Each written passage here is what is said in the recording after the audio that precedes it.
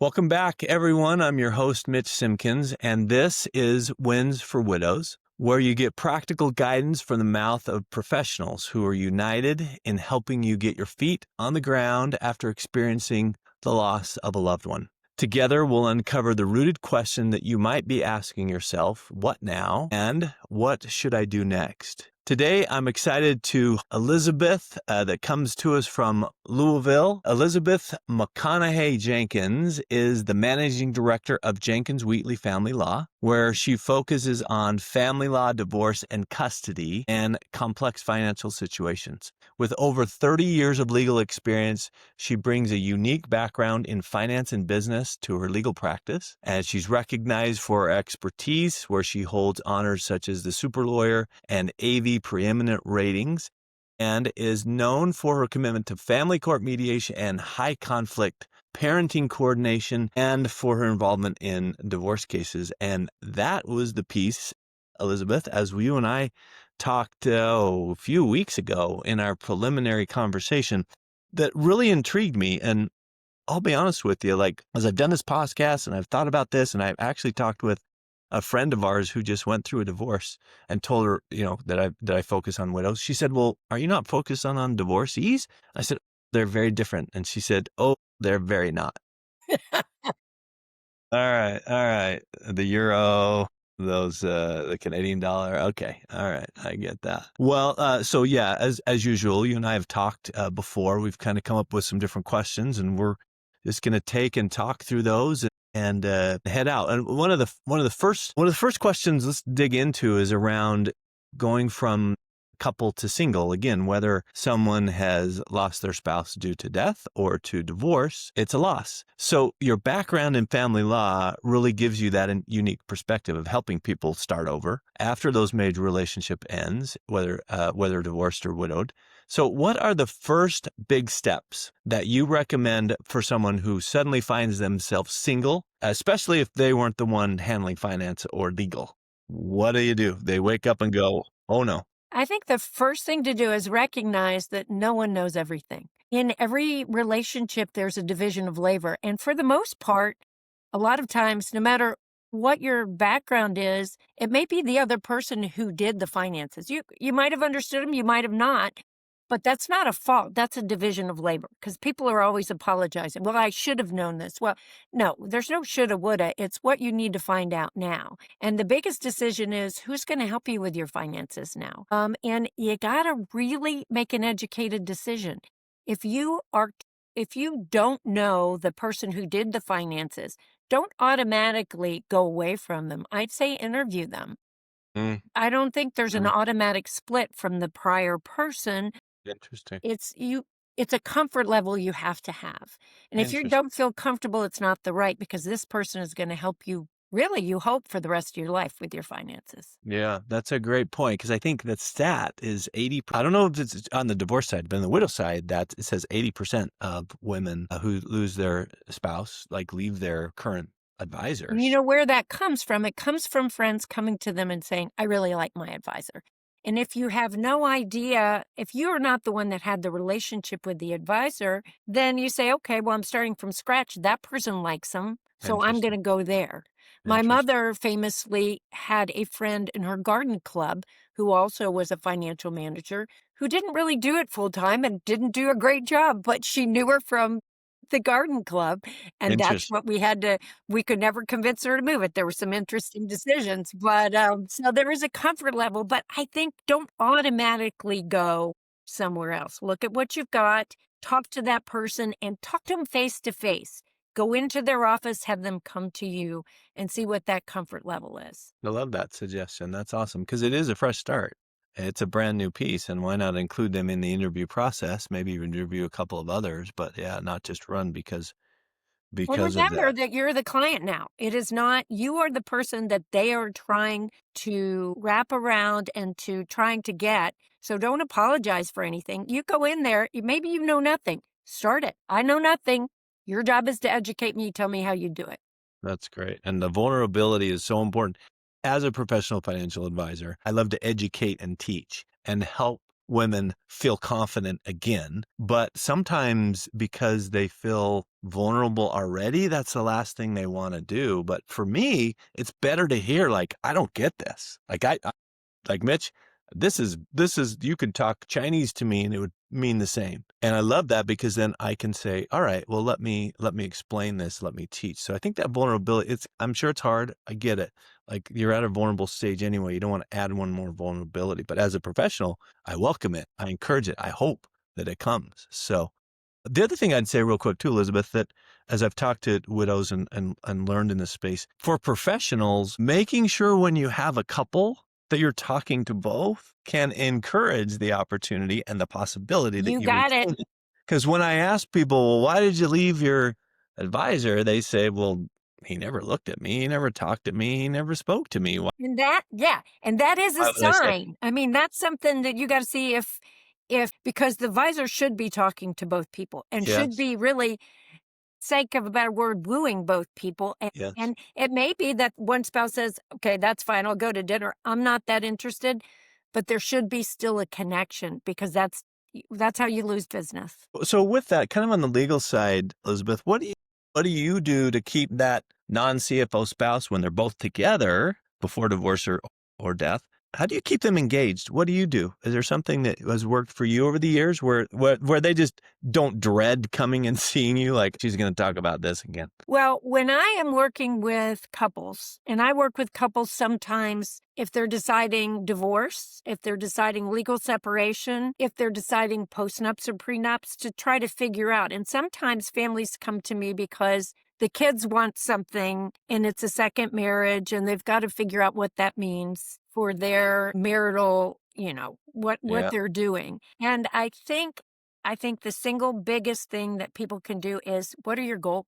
What are your issues? I mean, are you concerned? For instance, I've had people, a female client come in to me and say, I just talked to my husband and he is all the assets he's going to put in a trust when he dies. And I'll be able to, I'll be the beneficiary, but I won't be able to control everything.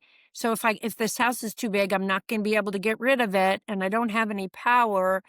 And Mm, what do I do about it? And I said, mm, well, you can have a postnuptial agreement or you can get a divorce because divorce gives you half those assets while you're mm, still alive. yeah. So, I mean, there's different ways to go about it. And let's say she got divorced. So she gets divorced so she can have those assets and make those decisions. Then I always work with people. My idea is to start looking for that financial advisor while they're going through the process of the divorce. Because if they can find them and identify them, whether it's the same person and getting someone within that same firm that's all theirs, or whether they never really had a connection with this person, they want someone new. You want someone, as you're getting those assets over to the new column, being able to answer all the questions, deciding how they want to get it, helping make decisions about the house they get. I mean, the biggest decision I see is people who are house poor. They pour all their assets into their house and they don't have the money to go on the vacations they want. And that's all they've got. Yeah. I know I've had a lot of people reaching out to me in cases where partners, there's one that may be diagnosed with cancer, right? And they have this timeline and they're in that stage. What do I do now? How do I prepare for that? So that's great advice in thinking about that. And obviously before divorce, same boat, right? And Same space. it depends on the state, but there are also decisions that can be made around medical care. If you've got a catastrophic condition, Alzheimer's, where one person is in a home, something like that. Some people get divorced, or in Kentucky, you can get legally separated so that they can split the assets up. And so when there's a Medicaid determination about which goes where, that Medicaid determination is made on the person who's sick and not the entire asset base. Interesting. It's a Interesting. huge decision when somebody is got a catastrophic illness that will take the resources of both parties down with them. But splitting it out maybe beforehand can make it better for each, especially for the one who is Right, because they then have the capacity to seek assistance through state or Medicaid, and the other person then has the capacity, doesn't necessarily even mean they have to live apart, but means they're financially separate to protect, for asset protection purposes. interesting. Interesting. I know when we talked, you used the word post-nump? I don't know that First, you have I've heard of pre-nump all the time, right? Post-nump is new. Explain what that means and like how or when do you apply that? Well, postnuptial situations come in when they can come in lots of ways. Second marriage, they didn't get a prenup, but then there's concerns about how they're going to do their estate planning or what assets are going to go to the kids from the first marriage or things like that. A postnuptial agreement means that you can assign things to each party on a contractual basis as opposed to on following the laws of the state. In other words, instead of in following what intestate law or testate law does, you can say, we agree that this house is this person's property no matter what happens. In the event of a divorce, this is theirs. That works and can carry over if it passes that way anyway. I mean, if they're joint survivor, they're going to get it. But it could be, in a lot of ways, most people nowadays don't use probate. Everything passes outside the will. Well, postnup is kind of an agreement between the parties of similar to a prenup, but it's after the fact of how are we going to divide our estate in the case of divorce or in the case of death. Interesting. Okay. So you have a second chance. If you didn't do that on the prenup, you can still come back and do it later on a postnup, right? And where I see a lot of that is in second marriages. So, and those aren't always the easiest. You're trying to merge families and kids and assets. So any other advice in that, in the second marriage Well, I would situations? say get married if you want to share some assets. But if you don't, there's no reason to get married. You can say you're married, you can wear wedding rings, but unless you want to share assets, because that's when you get married, that's where the complication is. Now, I'm not saying it's not great to get married, but I will say that if you do get married, then you've got to think about you are now married. And so therefore, what's your financial commitment to that other person? I'm married a second time, and I find a little bit of offense of how second wives, now I'm financially independent. So's he laughs when I call him this, my current husband. But there's so much pressure that it should only go to your kids from your first marriage. And we've had the discussion. We want to make sure the other person is taken care of. If something happens to me, is he going to be okay? And if something happens to him, am I going to be okay? So Okay. that's a lot of financial planning and planning you look at. Yeah, so give me some examples of some things you've seen. The one I typically see is the house. Like if one dies, then the second is able to live in the house until they die, and then it goes to the other kids. But I know also then the kids kind of sometimes can mix it up a little bit, See, make it a little I am muddy. What do you think? I'm a strong believer in you don't give something to somebody until you die, because then the kids come around and look about whether they want to push you down the stairs. I mean, maybe it's not that much, but sort of. So Sleep with one eye open. All right. exactly. Plus, you get older, that house may not fit your needs. I think you have to be I encourage second marriages. I think that's wonderful. I think that having someone as you get older in your life, and our society is so geared around, we do everything through our kids, that people have a tendency to say, well, we got married, but if I die, everything goes to my kids. It's like, well, what do you share? What's the point of marriage? We always tell people you should be sharing the house. That should be one spouse or the other. You should be sharing cars. You should be sharing furniture. You should make sure that that spouse is okay if you die, because you're married to them. I always say I am as if I'm the first wife. By being the wife, you didn't get married and say, God, I came in second. You said, I am getting married and I'm first place. So, those are. Love that. I love that thought. Why'd you get married? Why don't you Yeah. just live together Because if you're going to not do really that, sure? celebrate it. And don't let kids and Right. everything like that get in the way of saying, well, you owe this to anybody else. It's your Yeah. money. Yeah. Yeah. I have a good friend who says that he tells his kids, now he enjoys them, he takes them on vacation. He said, but I told my kids, I said, we're going to have fun now while I'm around. I'm going to spend every bit of my money sharing my life with you and your spouses. But don't expect a penny when I die, because if I do it right, I'm spending all my money. I'm going to bounce my Now, luck. and that's great. And then, I'm sure there'll be some left, but this idea that we have to hold back on our lives to make sure our kids go get jobs, Yeah. go Yeah. get your own Yeah. partners. Are there things that they can do to protect that? Like so that their kids can't jump in and wreak havoc Yes, afterward? Like yes, and that's where the estate planning comes in, and that's where you have to be clear with your spouse of what's yours. If you do it, for instance, there pretty much everything now can be transfer on death, joint in survivorship, or beneficiary. All those pass outside the estate and cannot be challenged. So most of that, really, you should set it up so most of it passes outside the estate. And I don't know, maybe get a life insurance policy for your kids, or decide with your spouse that when I die, XYZ goes to my kids. The rest of it goes. Rest of it goes to you. So you've Mm, got to figure mm, out what you want to mm, carve out and then mhm, what you want to keep. Now, the way you do when the spouse dies, it goes to the kids, is you can set it up so that there's a trust where it pours into that the spouse has complete control over. And then if the spouse dies, it goes back to the kids. But I you really see. don't want to necessarily let that out. I mean, you give them something when you die, and then if there's a remainder, they get the remainder of that. But the idea is that person's married, they're caring for your mom or dad. They should be taken care of as well. Mhm, mhm, yeah. No, I love that. No, great advice, great advice. Thank you for digging into that, because I know I've seen that over my years, and I always see this challenge there, and it's always like, what would the kids think?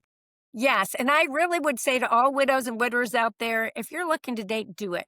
And do it without guilt, and do it without worrying about that you owe somebody else money or something like that. You owe yourself a chance to get out there. Thank you.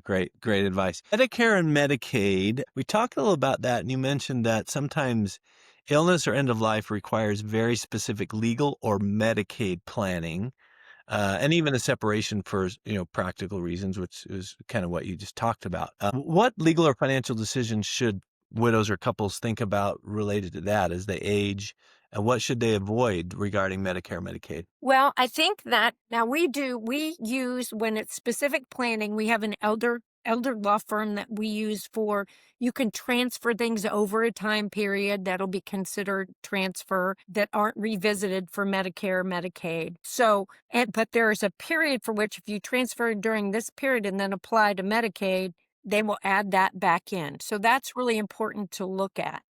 5 years? Is it I don't know. It's somewhere between 5 and 10 years. And maybe it's different by state. I don't Yeah, know for sure. yeah, and the other thing too is that most and Medicaid planning is both state and federal. So most states have their own laws, but for instance, in Kentucky, you can get a divorce or a legal separation. A legal separation is a financial separation, which then Medicaid only looks at the assets in your possession, and is the one time that there's no asset transfer and look back, because it's pursuant to a change of life circumstance over which you don't have control, technically. Interesting. Interesting. Okay. So that's why you said earlier that sometimes a legal separation can help in terms of some of the financial and the legal implications of. So if you're looking at planning so that there's appropriate care for the one party and appropriate means of living for the other party, that's something to look at. Interesting. Okay. All right. And then don't tell your kids. Yeah, exactly. Tell them how much you love them. Take them on vacation sometimes, but This don't is be for you. indebted to them. This is for you guys. This is for you. Let's talk a little about the emotional side, about building confidence and avoiding guilt. We've talked a little bit of that, but both divorcees and widows struggle with guilt or uncertainty when it really comes to making decisions alone. We've talked kind of some of that, thinking about, well, what do the kids think? Um, how are there any other advice you give to guide clients towards feeling confident and empowered rather than being guilty or feeling Well, like you've got to do this or your kids need this, and so I've got to just do it, right? Well, So I would say generally the person who's not the primary wage earner, and 9 out of 10 times that's the female, because haven't been previously in control. Sometimes they feel a little bit like it's not their money, or they owe something for it, or they can't own it as much. And I think it's really important to know that that is yours. That Hmm, is yours to do whatever you want. The money that comes to you is not yours slash your kids slash your dogs. It's mm, yours. mhm, And mm. so you have the control of that money, and you don't want to start out with a feeling that you owe somebody something. Now, That's you interesting. can because you want to, and that's Right. very different, but coming out Right. of owe is not a good feeling. No, I love that insight. That's so, so cool. It makes so much sense. Because anytime we're doing it and, you and I are out in the middle of the workforce and we're working it and we're bringing it in like it's ours and we protect it and it means something different. But to your point, the non-CFO spouse, whether it be husband or wife, they get it and they're like, well, this wasn't mine anyway. Yeah, it's not really mine, or I didn't work for it. And that is not true. Every dollar that comes in, you both worked for it. It might be in a paycheck in someone else's name, but both parties worked for it. Yeah, because both parties had to contribute to make it all work. And maybe just that simple mindset changes the behavior to where when kids do come knocking at the door and the husband is gone, if that's the case, you can say, you know what? No, I can't. I'm not doing this. Right. I love you, but I'm not giving you this money. I'm not going to buy you a house. Uh huh. I don't know how many times I see that, but it's more than it should be. Uh huh. More than it should be, and difficult to say no, right? It's very difficult for them to say no. Uh huh. Yeah, and maybe that mindset can help to do that. Any And I other would say suggestions on this? just counseling, just to, I mean, and especially again, the non wage earning spouse. I think one of the most powerful things you can have is control over your finances, because then you can make yourself okay. Then you can make those decisions. And so if you have not been the wage earner, doesn't matter how educated you are, it doesn't, that person has usually been the one that's been more worried about saving. And the other person's been more worried about earning. And you put the two together and you create it. Mm, So I think it really has to be a conscious change in mindset to say, okay, I've earned this paycheck now came in my name. mm, My husband, if it's your husband or wife, we made this together and now I have control of it and I need help figuring that out. But it's ultimately my choice. very cool. No, I like that. I wanna ask you this around divorcees before we go. What are the overlaps? Divorcees, widows. What are the overlaps and the experiences that are very similar for the two groups, and what are the things that are very different for those two for those Well, I think the similarity is a divorce is a financial death. It's a death of a relationship. You are splitting up the assets and you're sailing your own ship. So you get it a different way, but you now have assets that are now yours that you're going to have to figure out. And I think in some ways, widowhood can be cleaner because you're not dealing with the conflict of what led to the divorce and although no relationship is perfect. And I think you get sometimes initially a little bit more support if you're a widow. But in about a month, you're back and you're both in the same place of, okay, this is my life now. What do I do with it? How do I, and I think that's how do I socialize? What groups do I want to be part of? How do I travel when there's not two of us? And that's finding your friend group. And we are a couple society. So it has to be a conscious choice to start looking around and finding your friend group, finding your social group, finding what's important to you and digging right back into it. Oh, interesting. So the widow's dealing with grief. The divorcee is dealing with loss and potentially the continued stress of the divorce and everything that comes after that. But there's also grief in divorce. I mean, it is a loss. Yeah. You got married for life and now you're not. Yeah. And everybody owns a piece of it. So you've got to resolve that. And I do think that Yeah. there's a little bit more stigma about divorce still, no matter what. But really they're in the same place of, okay, now I'm starting up. Interesting. Both starting fresh. Both starting with like, now what do I do? Now what do I do? And I think it's important. You don't have to explain stuff. You don't just have your trusted confidants, figure it out and be ready to not know what to do. And the biggest question is you can't know what to do. You just got to start figuring out your network of who to ask. Yeah.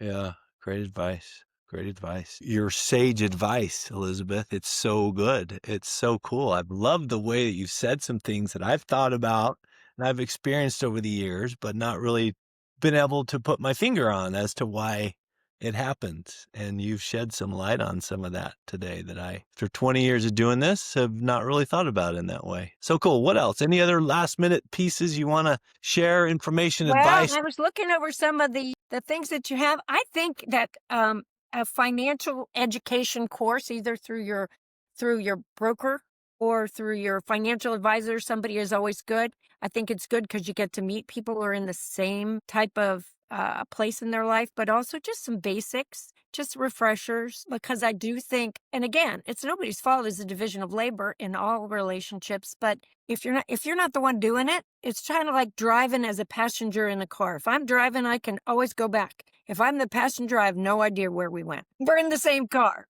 So I think that's the same thing as finances. If you're not driving it, how could you know? Give yourself a break, right? Mm-hmm. Give yourself a break. Yeah. So speaking of education, I'll take a plug here. I've created an hour-long education seminar for widows, divorcees, pre-widows, older people who may find themselves in a widowed situation, to do just that, to educate around finances and investments and estate planning and insurance and Medicare, like anything. That's great. So, and again, it's simple, but to your point, just some basics can help Yes. build that confidence back again. And people can that's great to have because they can take a bite out of it a bit at a time. Yep. Take 15 minutes of it. Yep. Dig it in a little bit. Mm-hmm. Well, Elizabeth, you're a delight. You are so fun. I love your personality, your energy, your kindness. The way you communicate is so clear and so fun. It has Well, been I mean, absolute as you pleasure. do, I love what I do. Yeah. I think people are fascinating and experiences are fascinating, and it's Yeah. fun to get out there and talk to people. Our job never gets old because no two people are exactly the same. Absolutely no. Nor should they be. So, well, thank you. Thank you for your time. Thank you for being willing to be on our podcast today. All right. Thanks so much, Mitch.